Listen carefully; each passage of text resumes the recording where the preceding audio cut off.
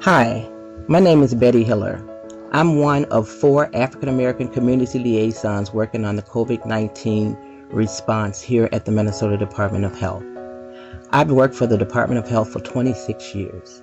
This COVID-19 model that we are using with the Community Liaison is the most successful and authentic community engagement I've seen done at MDH since the early 2000s.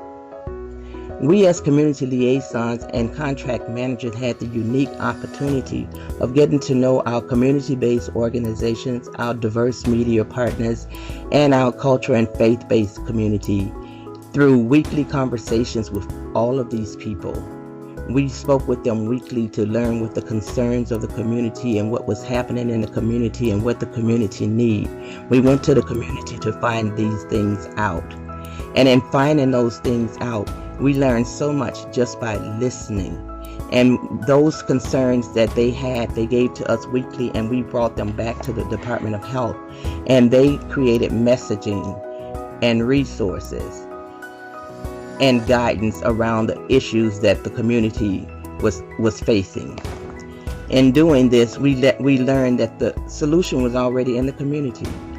All the community need is resources to be able to address those issues that's in the community.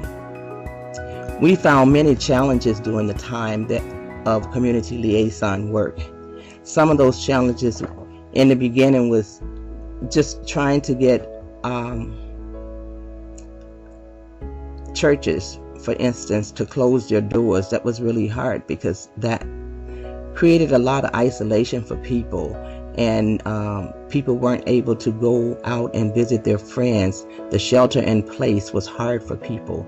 And so was learning to wear face masks for the first time. And then after the mask mandate to wear masks, then there was not enough masks in the community. And so the community liaisons reached out to local, state, county, private industries, and everybody to help find masks and get them in the community.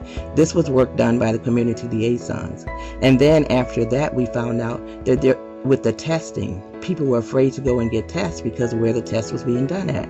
So the community liaisons went to work again and working with MDH and letting them know that the community wanted testing and trusted community sites and churches and places where they felt safe to go, rather than the armories. And so we took that to MDH, and they made that happen too. There's community testing set up all over the state of Minnesota.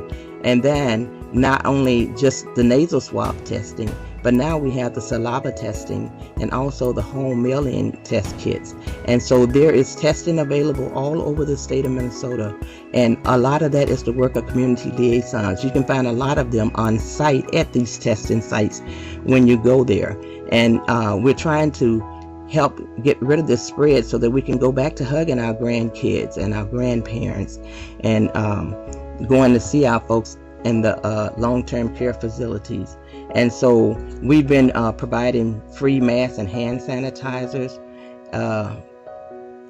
and reaching out to local and public health, and they've also helped us with that. Shoutouts to Ramsey County, Hennepin County, Black Nurses Rock, the M Health Fairview, Stair Step Foundation. We couldn't have done it without Reverend Batterton and that group of folks helping us out as volunteers to get the churches to allow us to come into their spaces to do this testing. Messaging has been instrumental in getting folks to understand testing, case investigation, contact tracing, and now the vaccine distribution. The creation of the CCCs, or the COVID community coordinators, in each community is going to be a game changer. And I hope that they, along with the community liaison team at MDH, are going to continue to be the bridges between the communities and MDH. I have enjoyed my work as a community liaison and a contract manager on this COVID response. I'm retiring as of today. And so I want to say to everybody, I love you and stay safe, Minnesota.